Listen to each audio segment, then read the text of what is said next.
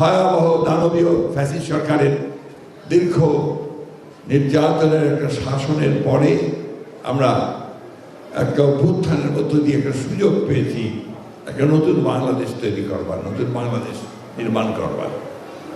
এই নতুন বাংলাদেশ নির্মাণ করার জন্যে আজকে আমরা সবাই অন্তত একটা বিষয়ে একমত যে আমরা প্রত্যেকটা নাগরিকের সমান অধিকার এখানে প্রতিষ্ঠিত করব।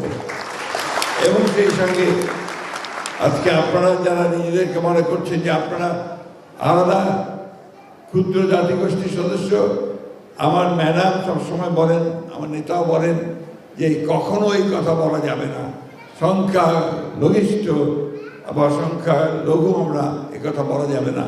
আমরা সবাই বাংলাদেশি, আমাদের অধিকার সকলের সমান।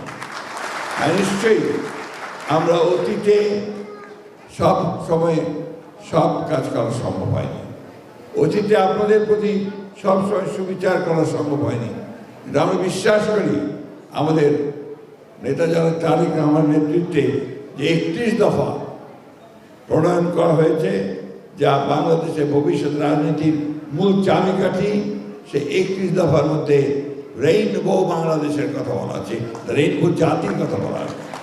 সেই রেইনবো জাতিতে আপনাদের সকলকে নিয়ে আমরা সত্যিকার অর্থেই একটা রেইনবো স্টেট আমরা তৈরি করতে চাই, একটা জাতি তৈরি করতে চাই, সেটাই হচ্ছে আমাদের লক্ষ্য।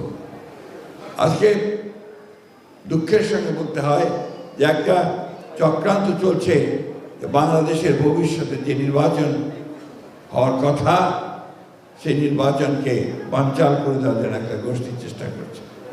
আজকে দুঃখের সঙ্গে বলতে হয় যে কি উগ্রবাদ, তারা বিভিন্ন রকম উগ্রবাদের কথা বলে মানুষকে বিভক্ত করতে চায়, বিভাজন করতে